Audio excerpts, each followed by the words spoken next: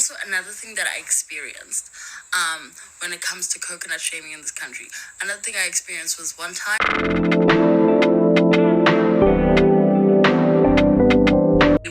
Also, another thing that I experienced when it comes to coconut shaming in this country, another thing I experienced was one time I went to the traffic department to go do my driver's test, right? And when you apply for your driver's license, you can put your preferred language, whether you want the person who's testing you to test you in English or to test you in Xhosa.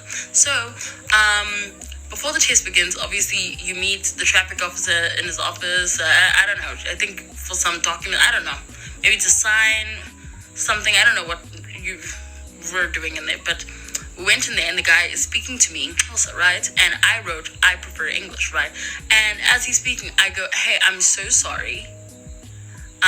I wrote on my application that I'd prefer you to speak English.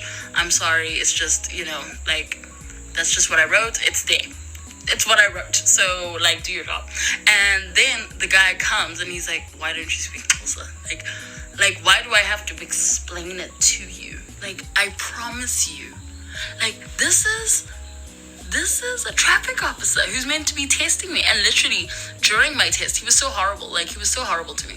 Like, during my test, he was so sour towards me. And then later on was starting to give me instructions in Xhosa again. And I was like, I'm so sorry. I do not understand. Like, could you please do this in English so that I'm tested properly? Because yes, I've said it in the video before that yes, I do understand the language to a certain extent. But the thing is, if I am being tested, like, I would prefer it so that there's no confusion.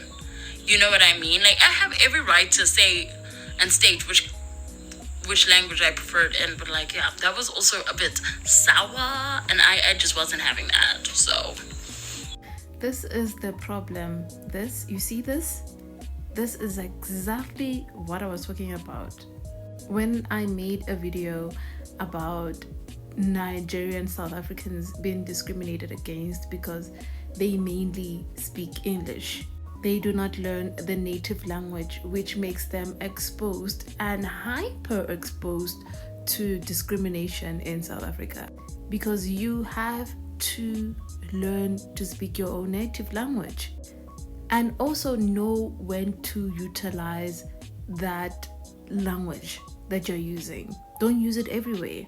I cannot go to certain white predominantly areas and start speaking English. I mean, isiZulu. There's a 99.9% of the time that those white people in that workspace or in that area won't understand what I'm saying, even though I would write, I speak isiZulu, okay? They won't get it. They just don't speak the language there. It's going to make communication extremely difficult, respectively, that I wrote that I'm speaking isiZulu and that's what I want to be spoken to. If there's no one there to accommodate me, or even though there is, but the person there just does not want to, what are you going to do? Like, people really need to learn how to decenter themselves and learn that their parents are putting themselves or putting you in a situation that you'll be horribly treated because you don't know when to accommodate others. You want to be accommodated without learning when to accommodate others. Learning, like I said from the beginning, and I made this video before, and I'll stitch it somewhere so that you can go check it out if you want. But I made a video about this, talking exactly about this, that it is your responsibility. And sometimes people, again, having little to information about what racism is and discrimination is, and also discrimination, I mean xenophobia. Xenophobia falls under discrimination because that's what it is, okay? And discrimination happens to everyone. Racism doesn't, because racism is a system. And we have this problem with English speakers who are Black who don't understand this simple concept. And I always tell them this: English is a measure of communication, it's not a measure of intelligence.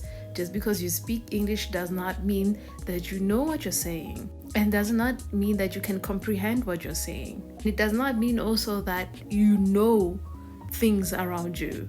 And this is why you can confuse me and say, well, black people can be racist to white people. No, I cannot be racist to white people. It's impossible for me to be, because racism only applies to white people. They are the reason I can say I experienced racism from a white person, but a white person cannot say that to me. They can say, well, this woman was discriminatory towards me and I don't appreciate that. Then I can be, and I can accept that, but you cannot tell me that I'm racist. There are many factors that involves racism, because it's not just about skin color. They did not just build this system seldomly on skin. Yes, they did to a certain extent, but it's really complex, and that's something that we should understand about racism. So when you say people are shaming you, learn to speak the language of the people. It's important. And we won't have terms such as coconut shaming. Like, coconut shaming? Really? I just have a question, and this is not like shade to that previous girl that I just teach now. This is not like any hate. I just have a genuine question, especially to parents. When you have a child, like a young child, and you speak to them and you use English, and you never speak to the child in vernac, in any of your mother language, what is the logic behind that?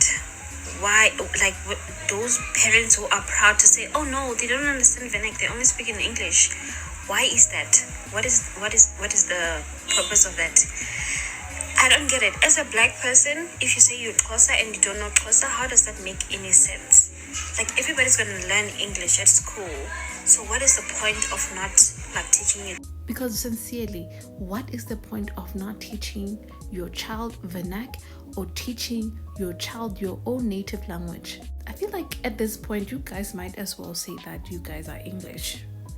Since you want to push on the idea of you being English, you might as well paint yourself white. And start, when you say things like that, and then you want to shame black people for not trying to understand you. I also, what's the logic? I'm also trying to understand what's the logic, because there's no way I can really understand this. I myself had to learn how to speak my Sepedi, how to speak isiZulu. I had to learn. Same way you learn how to speak Afrikaans and English. You're not going to be giving any brownie points because you speak English. If anything, it's going to disconnect you from the other side of black people, because you cannot communicate with them. And even the people that you communicate to, white people, do not always speak English. They don't care about it. They speak Afrikaans most of the time.